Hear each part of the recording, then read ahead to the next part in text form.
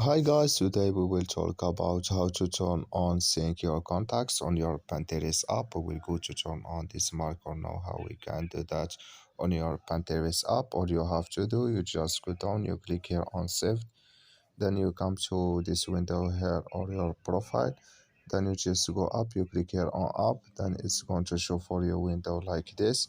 Then you just click here on settings, then you come to settings window here, and you just click here on privacy in data.